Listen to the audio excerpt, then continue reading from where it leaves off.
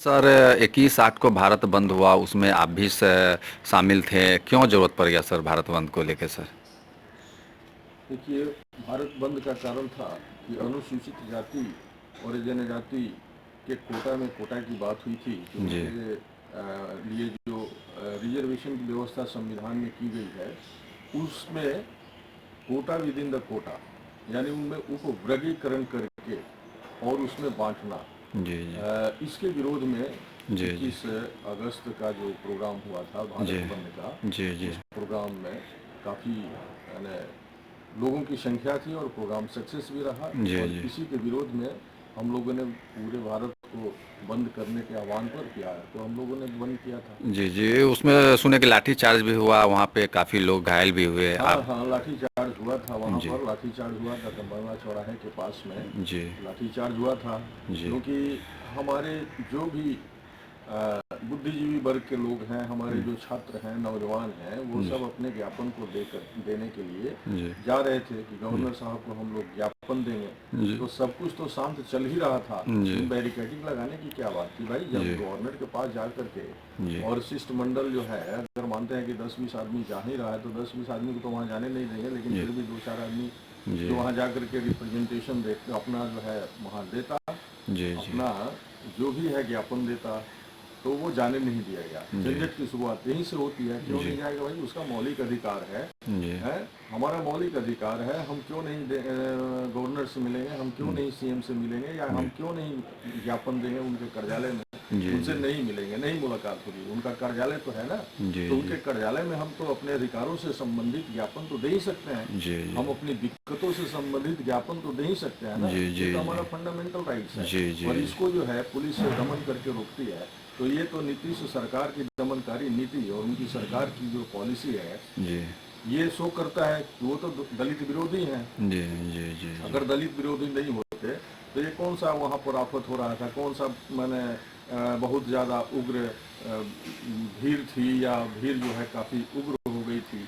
जी ऐसा तो कुछ भी नहीं था, सारा जी कुछ तो सामान्य तरीके से चल रहा था। जी जी जी जी जैसे हम लोगों का चलता है, हम जी लोगों का मतलब क्या है, अनुसूचित जाति जनजाति का जो भी प्रोग्राम होता है जी वो जी तरीके से होता है, डिसिप्लिन होता है, क्योंकि जी हम बाबा साहब की संतान हैं जी और हम डिसिप्लिन वे में प्रोग्राम करते हैं। जी जी किसी तरह का तोड़ फोड़ में हम लोग भरोसा नहीं करते हैं। ये देश हमारा है और हम मेहनत वर्ग और मेहनत कश वर्ग के लोगों का ये हमारा देश है। जी जी हम लोगों ने इस देश को संवारा है, सजाया है, फिर जी हम क्यों बर्बाद करेंगे? जी बर्बाद करने वाले तो लोग दूसरे हैं, जो जी हमेशा इस तरह का सबूखा छोड़ करके इस तरह के समाज में जो है कुछ इस तरह का क्रिएट कर देते हैं, जी समस्या क्रिएट कर देते हैं, जिसके चलते समाज उथल पुथल हो जाता है। और उसके चलते जो है हमारी यूनिटी, SC ST OBC की यूनिटी भी प्रभावित होती है, जी हमारा प्रोग्रेस भी प्रभावित होता है, जी हमारा माइंड डाइवर्ट हो जाता है। जी हम कुछ प्रोग्रेस की बात सोचते हैं, उसमें बाधा व्यवधान डाल दिया जाता है। हर 6 महीने साल भर में कुछ न कुछ इस तरह के कदम उठाए जाते हैं जो SC ST OBC और माइनॉरिटी के विरोध में होता है। जी क्या SC ST OBC और माइनॉरिटी के लोग इस देश के नागरिक नहीं हैं क्या? क्या मुट्ठी भर जो इस देश को तोड़ने वाले लोग हैं, या इस देश के संपत्ति को कुंडली मार के बैठने वाले लोग हैं, क्या वही इस देश के नागरिक हैं? लेकिन डॉक्टर साहब हमेशा आरक्षण पर ही सवाल क्यों उठाया जाता है?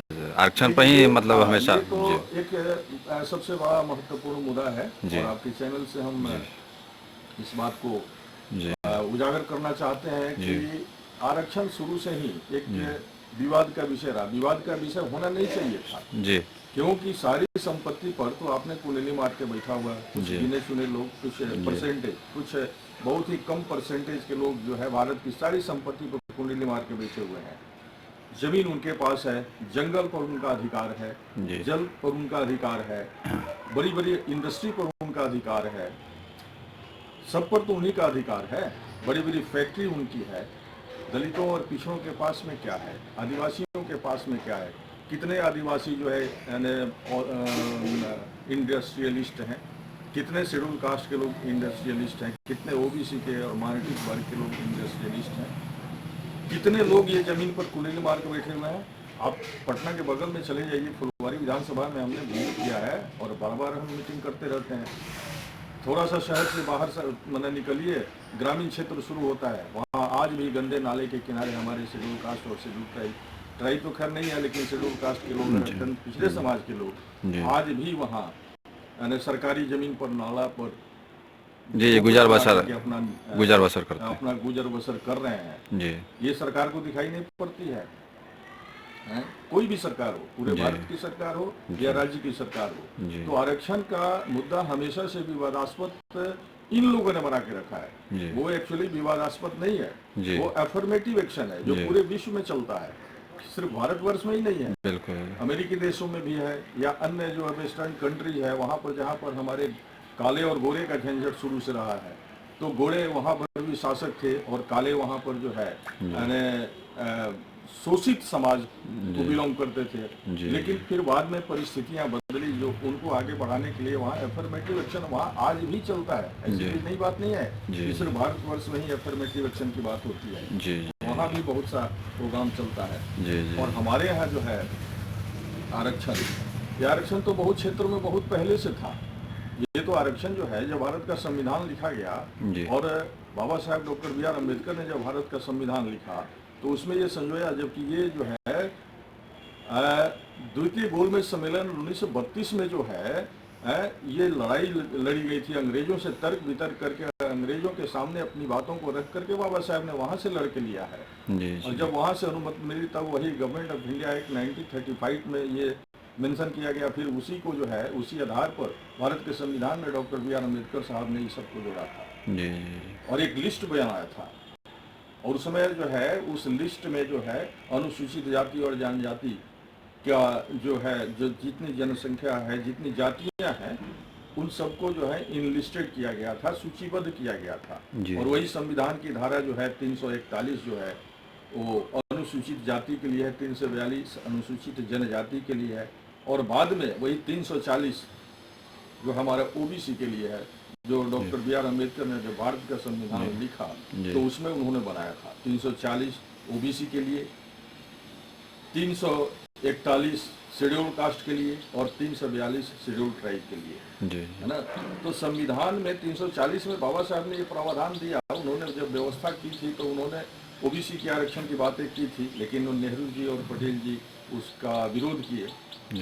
तो बाबा साहब ने कहा कि ठीक है, हम संविधान में डाल देते हैं, एक अनुसूची में डाल देते हैं 340 अनुसूची में कि सरकारों को ये अधिकार, राज्य के सरकारों को ये अधिकार होगा कि सामाजिक और शैक्षिक दृष्टिकोण से पिछड़े हुए ऐसे सछूत गुलाम के लिए तो उन्होंने कर ही दिया था, भारतवर्ष के ऐसे सछूत गुलाम जिनको सवर्ण अपनी बस्ती के पास बैठा करके अपना सेवा शुश्रूषा कराते हैं, अपना गुलामी करवाते हैं, उनके लिए भी व्यवस्था की जानी चाहिए। और तब बाबा साहब ने वही लिखा कि ये राज्यों का, सरकारों का, ये राज्य की सरकारों का दायित्व होगा कि समाज में शैक्षिक और सामाजिक दृष्टिकोण से पिछड़े हुए ऐसे लोग हैं जिनको कुछ स्पेशल ट्रीटमेंट की जरूरत है। उस तहत बाबा साहब ने भारत के संविधान के धारा 340 में ये व्यवस्था दे रखी है और राज्य की सरकार का ये अधिकार है कि वो करे। और बना ये हमारा मंडल आयोग जो बना था, तो हमारा मंडल आयोग का ये जिम्मेवारी था कि मंडल आयोग ने ओबीसी की जातियों को अपना पता किया और उसको सूचीबद्ध किया। और हमारा ओबीसी जो है अभी 27% आरक्षण बड़ी दिन के बाद जो है लागू तो पूरा हुआ नहीं है। 1992 में जब मंडल आयोग लागू हुआ तो 27% ही मिला, जबकि उनकी आबादी काफ़ी अधिक है। उनकी आबादी काफ़ी अधिक है, 58% है, और उनको मिला 52% और उनको मिला है 27%। उस 27% में भी अभी फुलफिल नहीं हुआ। वही बात अनुसूचित जाति जनजाति के रिजर्वेशन से संबंधित है, जो अभी हम 7.5 और 8% पर, शेड्यूल कास्ट के लोगों का जो परसेंटेज है वो अभी 7.5 और 8% ही बढ़ा हुआ है, अभी तो आधा खाली ही है। वही बात शेड्यूल ट्राइब के साथ ही है। अभी तक ये आज़ादी का 78 ईयर्स जो हम लोग मनाए ना, अभी 15 तारीख को स्वतंत्रता दिवस मनाए थे हम, 78वां स्वतंत्रता दिवस मनाए थे।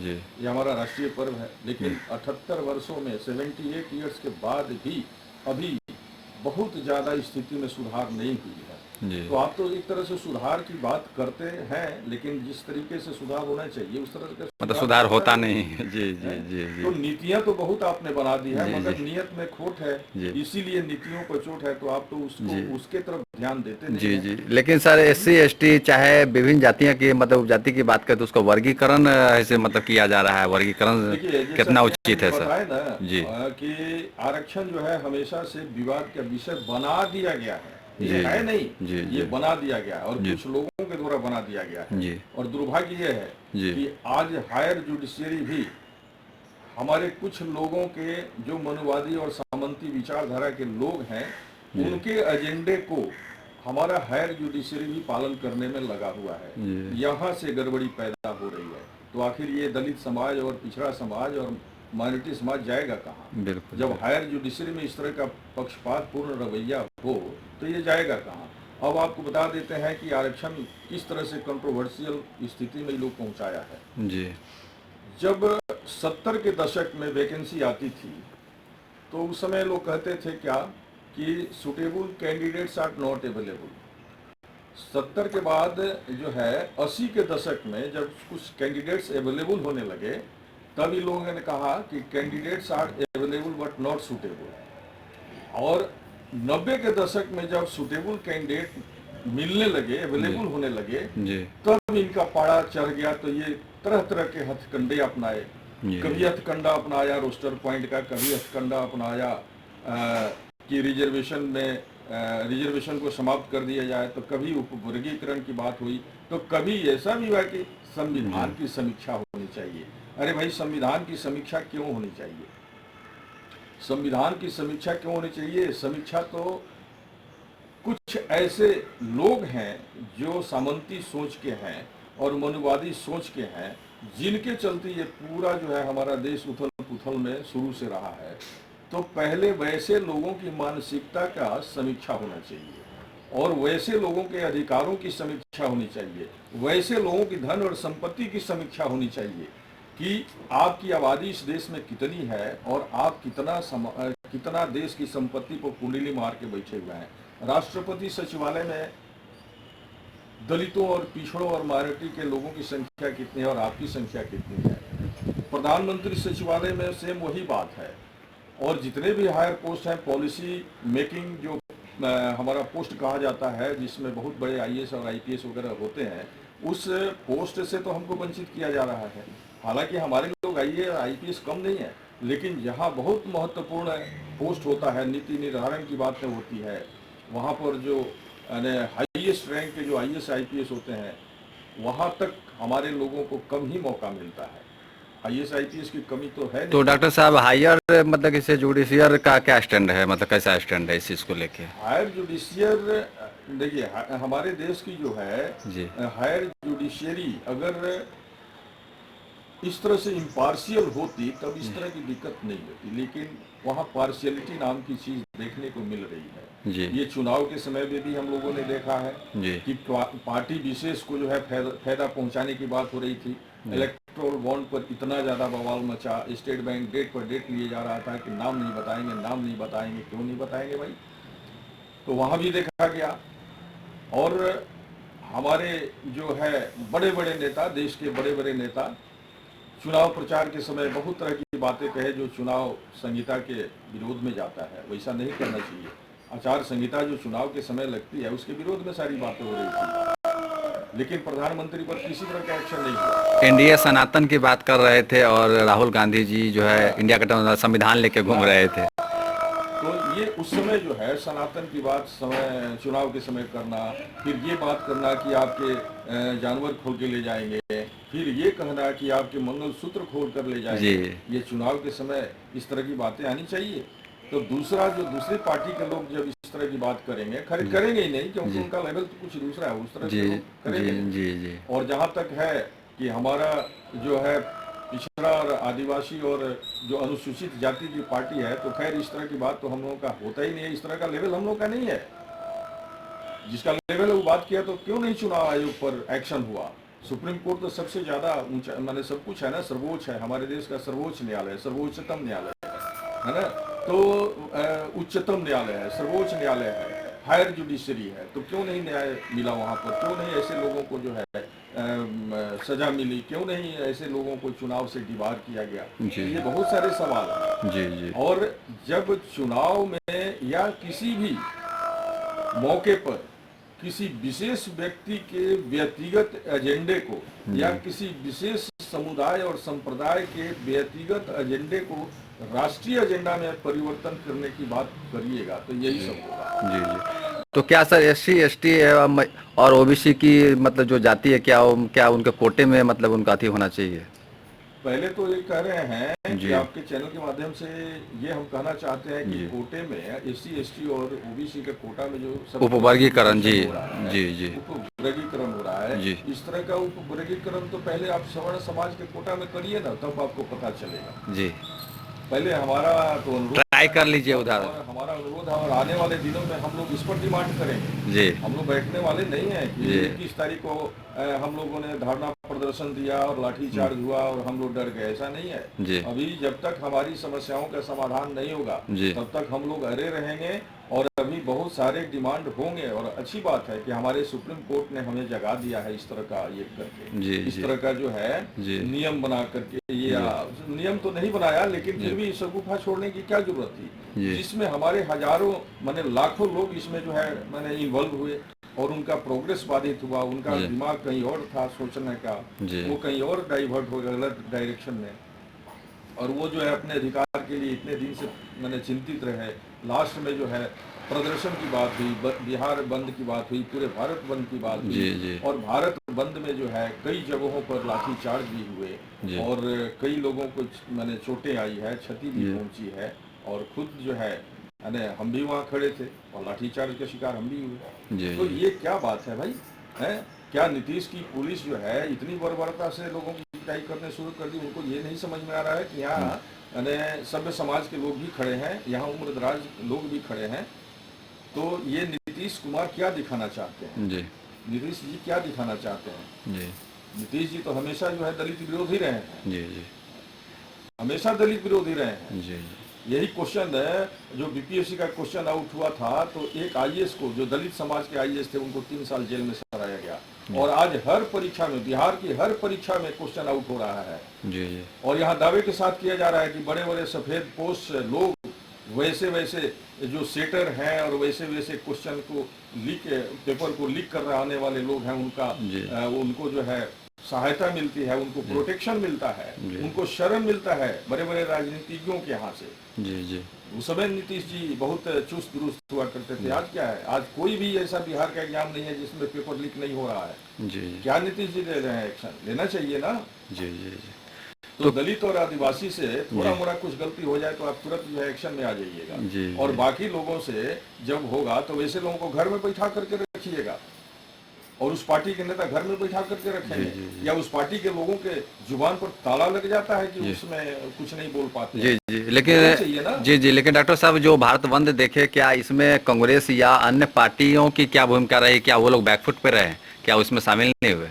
शामिल कैसे रहेंगे? जी। ये तो कांग्रेस का ही देन है। जी ये तो कांग्रेस सबसे पहले जो है कांग्रेस ने ही शुरू किया था। जी जब ज्ञानी जैल सिंह जी पंजाब के सीएम थे, जी तो उस समय जो है ना ये शुरू किया गया था, जी उस समय शुरू किया गया था।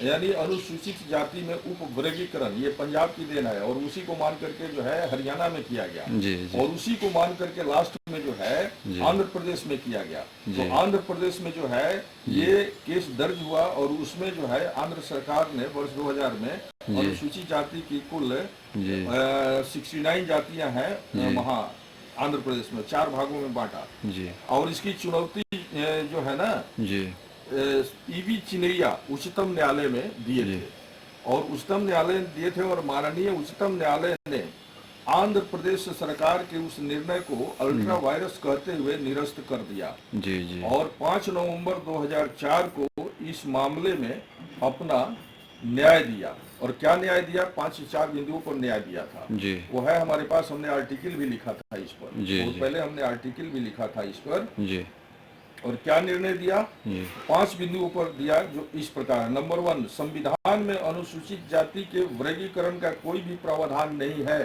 जी ये नंबर 1 है। जी। नंबर 2 में है अनुसूचित जाति एक समरूप वर्ग है जिसका किसी भी हालात में वर्गीकरण नहीं किया जा सकता है। जी।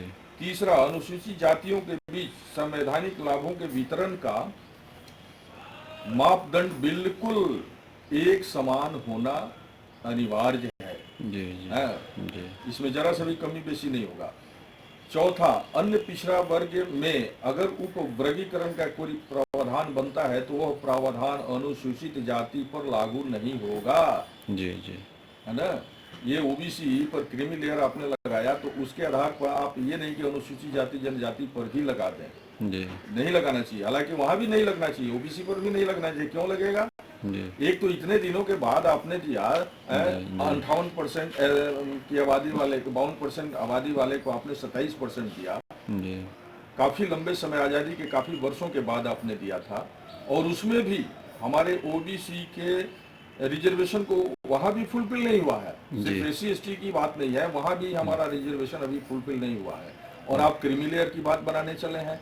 यानी क्रीमी लेयर क्या है? आप सीधे समझिए ना कि एक व्यक्ति है मोहन, उसके पास दांत नहीं है और सोहन के पास दांत है। तो मोहन को जो है चना दे दिया गया और सोहन को भी चना दे दिएगा, तो मोहन तो चबा नहीं पाएगा। सोहन से चबाने वाला है तो उसको कहा कि आप भी दे दीजिए। उसका तो जो है चबाने वाला नहीं है, जिसका दांत नहीं है उसे तो मैंने चबाया ही नहीं जाएगा। यानी उस तरह का क्वालिफिकेशन नहीं है, तो वो कंपटीशन में क्वालिफाई कर ही नहीं सकता है। तो वो तो सीट उसका मैंने बच बच जाएगा जी। है, वो बच जाएगा तो उनके झोली में जाएगा। जी। जी। जंगल में कन्वर्ट करके अपने लोगों को मैंने भर लेंगे। जी। और जो चना चबाने वाला व्यक्ति है, जो दांत वाला है, उससे भी कहते हैं कि क्रीमी लेयर लगा दीजिए, ताकि इसमें से क्रीमी लेयर लगा करके कुछ लोगों से चना छीन करके हम चबा जाए।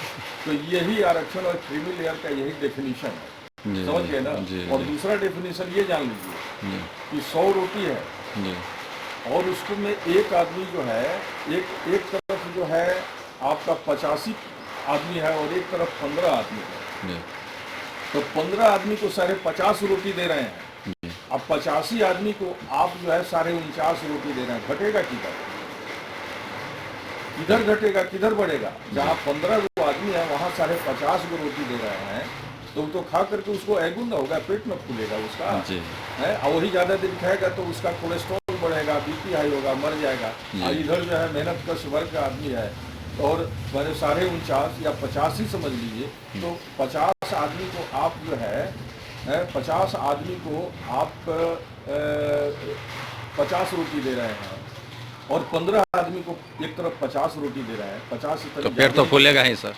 तो भूख किधर नहीं मिटेगी, भूख तो इधर नहीं मिटेगी ना। जी। जी। जी। तो इस पर जो है हमारे नेताओं का ध्यान नहीं है, जो हमारे दलित और पिछड़े के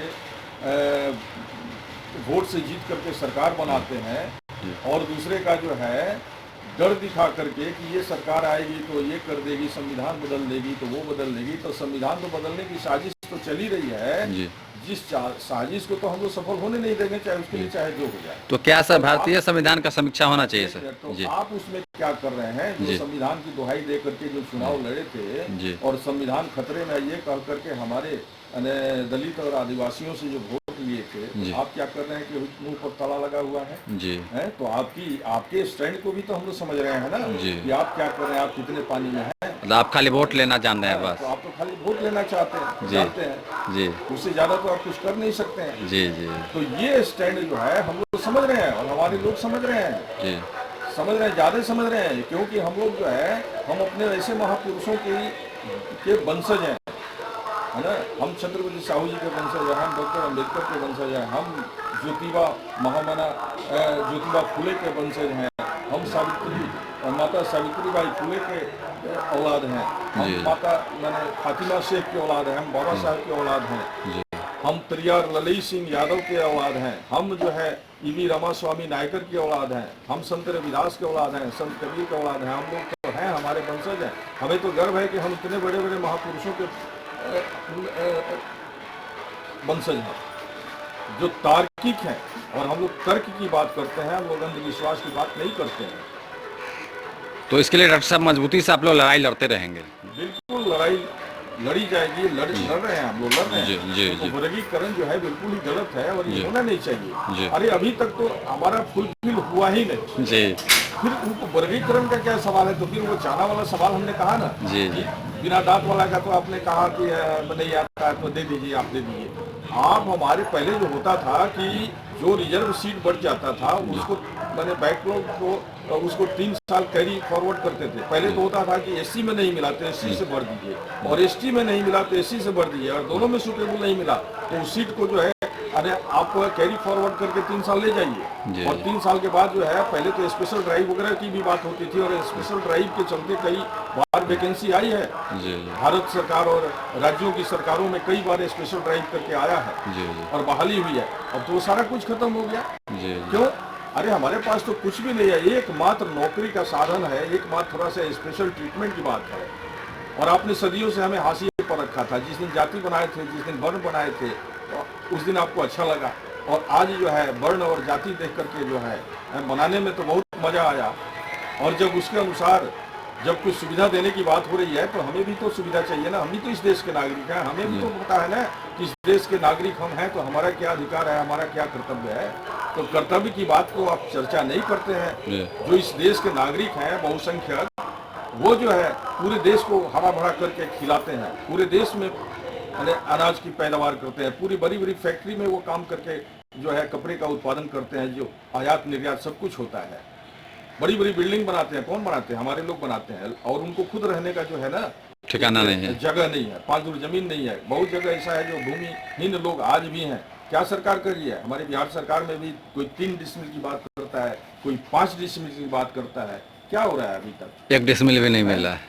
तो होना चाहिए ना, इस सब की समीक्षा नहीं होनी चाहिए, संविधान की समीक्षा होनी चाहिए। जी। अरे बाबा साहब ने कहा था कि संविधान की समीक्षा, संविधान अपने आप में जो है जी भारत का संविधान जो है किसी तरह से गलत नहीं है।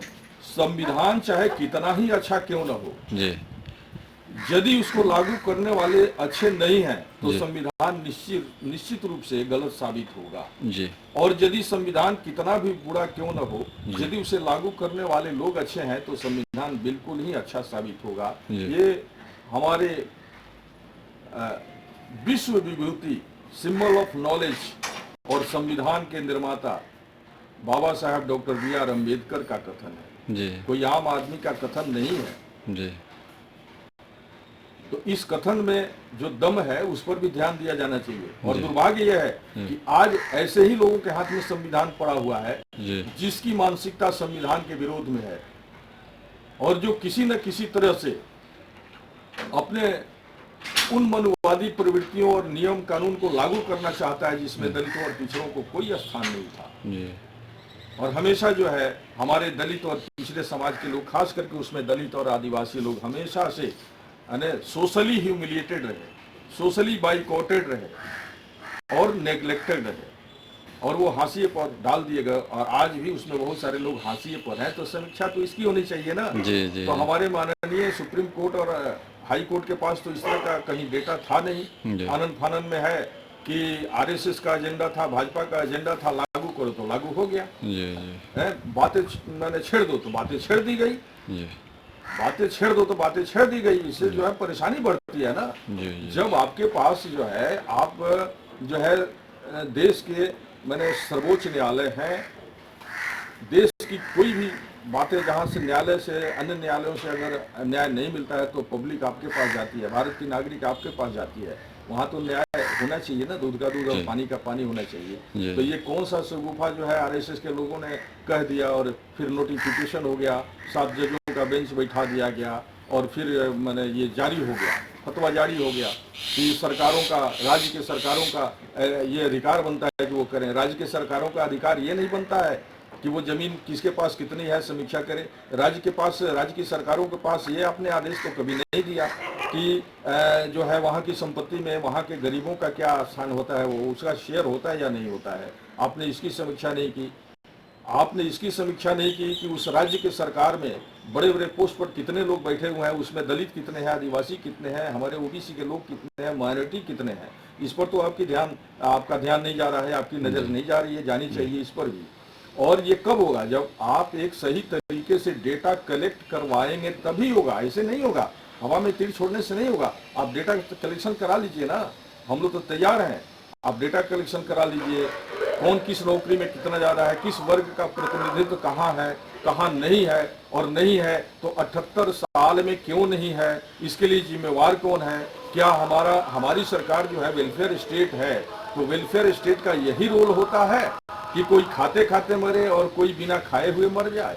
कोई इतना खा ले कि कोलेस्ट्रॉल से इतना परेशान हो जाए कि उसका जो कोलेस्ट्रॉल से उसका जो हार्ट अटैक हो जाए, और किसी को खाना ही ना मिले, वो भूख से मर जाए। तो ये दोनों ही स्थिति गड़बड़ है ना। तो क्या इलाज ला करके चलना जी है जी, ना। तो क्या डॉक्टर साहब जब तक न्याय नहीं मिलेगा तब तक आप लोग लड़ाई इसी तरह से मजबूती के साथ लड़ेंगे? जब तक न्याय नहीं मिलेगा तब तक लड़ेंगे। हम लोग जो है अपने महापुरुषों के माने हम लोग पद चिन्ह पर चलने वाले लोग हैं। जी, हमारे महापुरुषों ने अपना ऐतिहासिक विचारधारा दिया है, हम उन विचारधाराओं पर चलेंगे और हम संविधान के अनुसार चलेंगे। जी जी जी जी ये देश हमारा है जी जी जी और इस देश में किसी भी तरह का तोड़ फोड़ या किसी भी तरह का मैंने विघटनकारी एक्टिविटी हम लोगों को पसंद नहीं है। जी जी जी क्या परिचय जी जी क्या परिचय हुआ डॉक्टर साहब? ये जो है हम लोगों का अपना जी जी विचार है, जी, हमारा अपना व्यक्तिगत विचार भी है और हमारे जैसे और लोग भी हैं कि जी। जब तक हमें न्याय नहीं मिलेगा हम अपने न्याय के लिए लड़ेंगे। जी। और हम लोग तो अपने हाई कोर्ट में कॉलेजियम के विरोध में लड़ ही रहे हैं। बहुत पहले से हम लोग को बनाए हुए हैं जी जी जी कि हम लोग कॉलेजियम का विरोध करते हैं। जी। ये भारत में यूनिक है, जो जज की बहाली जज करता है ऐसा कहीं नहीं होता। जी एक साधारण सिपाही की या साधारण क्लास 4 की बहाली के लिए जो है आप पीटी लेते हैं, प्रीलिम्स का एग्जाम लेते हैं, बिल्कुल। एग्जाम लेते हैं, इंटरव्यू लेते हैं और इतना बड़ा जजमेंट देना है, वहाँ कोई एग्जाम नहीं। ये गलत है, ये सिस्टम का विरोध हम लोग करने हैं। और अच्छा हुआ कि हायर जुडिशरी ने हम लोग को जगा दिया और हम लोग जग गए, तो हम लोग वहाँ भी प्रहार कर रहे हैं, संवैधानिक तरीके से प्रहार कर रहे हैं कि नहीं कॉलेजियम हटाइए और अखिल भारतीय न्यायिक सेवा आयोग बनाइए और उसमें सबको मौका मिलेगा। हमारे SC ST और OBC के लोग IAS बन करके चीफ सेक्रेटरी तक जा रहे हैं, IPS बनकर DGP तक जा रहे हैं, संभाल रहे हैं ना जी। मौका मिलेगा तो संभालेंगे। तो जज बन करके हाई कोर्ट सुप्रीम कोर्ट नहीं संभालेंगे, बिल्कुल संभालेंगे। आप मौका तो दीजिए। और अपने जो दलित वर्ग के लोग हैं, पिछड़े समाज के लोग हैं, माइनॉरिटी समाज के लोग हैं, उनसे भी अपील है कि आप अपने बच्चे को जो है जज बनाइए। और हमारे बच्चे बन भी रहे हैं, 5 ईयर्स में क्लैट के माध्यम से जा रहे हैं, वो क्वालिटी एजुकेशन लेकर के आ रहे हैं और उनके लिए हम लोग लड़ रहे हैं। वो लड़के हमारे जब जज बन के जाएंगे तब जाकर के इस भारतवर्ष में जजमेंट में जो विसंगतियां हो रही है, जो जजमेंट तो मिल जाता है मगर जस्टिस नहीं मिलता है। जी जी और हमारे लोग जब तक वहाँ नहीं जाएंगे तब तक जस्टिस नहीं मिलेगा। हमारे लोग जब वहाँ जाएंगे तो जजमेंट भी मिलेगा और जजमेंट विथ जस्टिस ऐसा होगा। जी जजमेंट भी मिलेगा, जस्टिस भी मिलेगा। जी जी जी क्या परिचय हुआ डॉक्टर साहब अपना? मेरा नाम हुआ डॉक्टर राम नरेश रमन जी और हम अभी पटना हाई कोर्ट में एडवोकेट हैं जी और पूर्व में हम बहुजन समाज पार्टी पटना जिला के अध्यक्ष भी रह चुके हैं। जी ये हमारा परिचय।